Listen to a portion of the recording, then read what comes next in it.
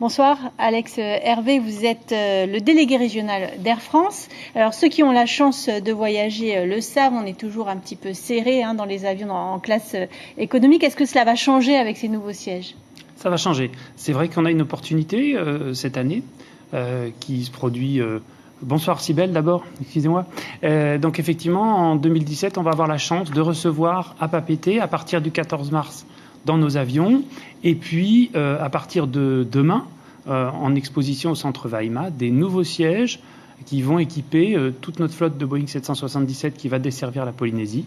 Et effectivement, on va donner un peu plus d'espace dans toutes les classes. On a un nouveau siège en classe économique. On va changer, en fait, c'est un gros chantier de près d'1 milliard de francs par avion. On va changer un peu plus d'espace en classe économique avec un grand écran. On change aussi le système vidéo. C'est un gros investissement dans l'avion parce que changer les sièges, c'est pas simple, mais changer des systèmes vidéo et des câbles, c'est encore plus compliqué. Donc plus de confort. Plus de confort. Est-ce qu'ils seront plus légers Ils seront un petit peu plus légers. Et puis surtout, là, un gros changement aussi en classe à faire et que je vous invite à voir venir demain avec un lit magnifique. Ce sera vraiment un lit complètement à plat qui fait 2 mètres de long. Et avec un accès direct à l'allée, c'est un peu la spécificité du siège Air France. On n'aura jamais besoin d'enjamber son voisin. Oui, les sièges, vous le dites, sont plus légers. Alors on se pose la question, est-ce que du coup les avions consommeront moins de carburant ? Est-ce que du coup les prix baisseront, les prix des billets d'avion ? Alors ça va pas être dans des proportions suffisantes pour complètement changer les prix des billets d'avion. On donne aussi un petit peu plus d'espace, donc ça prend un peu plus d'espace dans l'avion. Mais on a fait le choix de ne pas changer les prix, de pas non plus les augmenter parce qu'on donne plus de place. La hausse du dollar non plus, ça n'a pas d'incidence ? La hausse du dollar, elle a influé sur beaucoup de coûts, comme sur les coûts du pétrole dans l'autre sens. Donc voilà, mais on a réussi. Pour l'instant, les tarifs sont stables.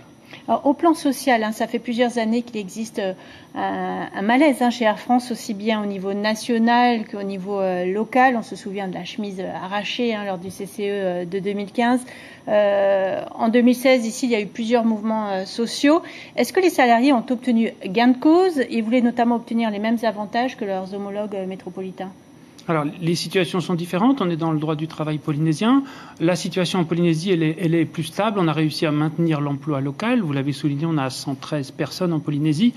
C'est un effectif quasiment stable depuis plusieurs années, alors que dans la même période, l'effectif en France diminuait de près de 5000 personnes. Donc voilà, on est plutôt sur plus de stabilité en Polynésie. Il y a eu des gros efforts de fait de la part des salariés. Il y a eu le plan Transform, le plan Perform et puis maintenant le plan Trust Together, une autre compagnie, une filiale qui doit voir le jour. Alors les syndicats parlent de compagnie low cost. Est-ce que la destination Tahiti est concernée ? Non, la destination Tahiti ne sera pas concernée. Ça concerne éventuellement des destinations à plus fort volume et où on n'arriverait pas à être compétitif avec les coûts actuels d'Air France. Mais Tahiti n'est pas dans le scope de ce projet-là. Alors je profite de votre présence, Alex Hervé, pour une information qui concerne les mineurs qui voyagent seuls. À partir du 15 janvier, il faudra une autorisation de sortie du territoire. Alors expliquez-nous. Tout à fait. Alors je laisserai les autorités s'exprimer puisque c'est plus de leur ressort. Mais à partir du 15 janvier, revient en vigueur l'autorisation de sortie du territoire pour les mineurs qui avait été supprimée en 2013, je crois. Il y a pas mal d'infos sur servicepublic.fr. Mais si votre enfant voyage sans ses parents, il faut bien cette autorisation de sortie du territoire. Merci Alex Hervé. Je rappelle qu'à partir de demain, vous serez à la Plaza Haute du Centre Weima pour présenter vos nouvelles cabines proposées à partir du 14 mars. Merci Beaucoup.